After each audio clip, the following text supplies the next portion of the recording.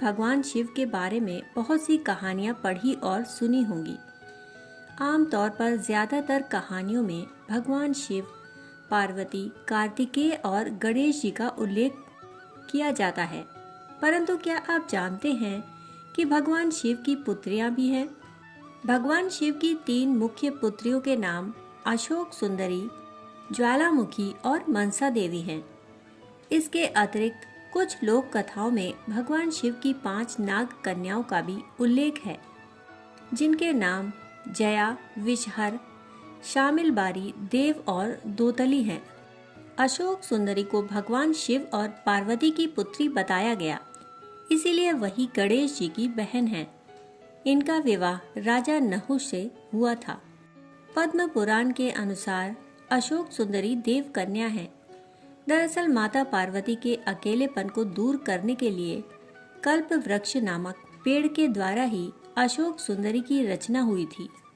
एक बार माता पार्वती ने विश्व के सबसे सुंदर उद्यान में जाने के लिए भगवान शिव से कहा। तब भगवान शिव अपनी पत्नी पार्वती को नंदन वन ले गए।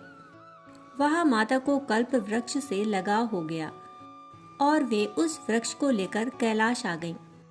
कल्प वृक्ष मनोकामना पूर्ण करने वाला वृक्ष है।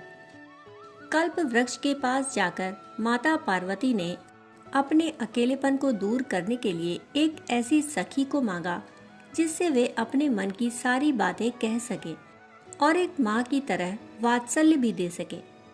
कल्प वृक्ष ने माता पार्वती की बात सुनी और उन्हें एक पुत्री प्रदान की। पार्वती और महादेव के जीवन में इस पुत्री के आने से सारे उत्साह और अपार प्रसन्नता का संचार हुआ और देखने में यह बालिका किसी अप्सरा जैसी सुंदर थी। इसीलिए इस कन्या का नाम अशोक सुंदरी रखा गया। माता पार्वती ने उस कन्या को वरदान दिया कि उसका विवाह देवराज इंद्र जैसे शक्तिशाली युवक से होगा। इसी वरदान के असर के कारण एक बार अशोक सुंदरी अपनी दासियों के साथ नंदन वन में विचरण कर रही थी। तभी वहां हुंड नामक राक्षस आ गया, जो अशोक सुंदरी की सुंदरता से मोहित हो गया और उसने अशोक सुंदरी के सामने विवाह का प्रस्ताव रखा।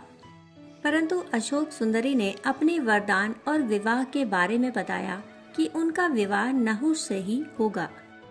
यह सुनकर राक्षस ने कहा कि वह नहुष को मार डालेगा।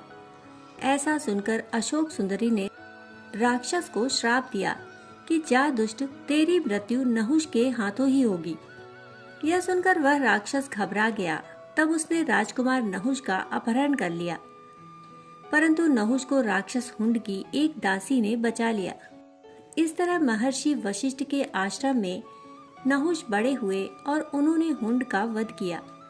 इसके बाद नहुष तथा अशोक सुंदरी का विवाह हुआ। विवाह के बाद अशोक सुंदरी ने ययाति जैसे वीर पुत्र तथा 100 रूपवती कन्याओं को जन्म दिया। ययाति भारत के चक्रवर्ती सम्राटों में से एक थे और उन्हीं के 5 पुत्रों ने संपूर्ण भारत पर राज किया। उनके 5 पुत्रों का नाम था पुरु, यदु, तुर्वस, अनु और ध्रुव। इन्हें वेदों में पंचनद कहा गया है। शिवलिंग में जिस स्थान से बहकर जल निकलता है उस स्थान को अशोक सुंदरी का स्थान कहा जाता है। सोमवार का दिन महादेव का दिन माना जाता है। इसीलिए महादेव ने अपनी पुत्री को वरदान दिया था कि उनकी पूजा भी सोमवार को ही की जाएगी। अशोक सुंदरी की पूजा भगवान शिव और पार्वती के साथ की जाती है। पद्म पुराण में भगवान शिव और देवी पार्वती तथा अशोक सुंदरी का उल्लेख किया गया है। माना जाता है कि आर्थिक स्थिति ठीक न होने पर अशोक सुंदरी की पूजा करनी चाहिए। इससे आपकी आर्थिक स्थिति बेहतर होती है और जीवन में सुख समृद्धि का वास होता है। कहानी सुनने के लिए आप सभी का बहुत बहुत आभार। फिर मिलते हैं ऐसी ही पौराणिक कहानी के साथ। तब तक के लिए धन्यवाद।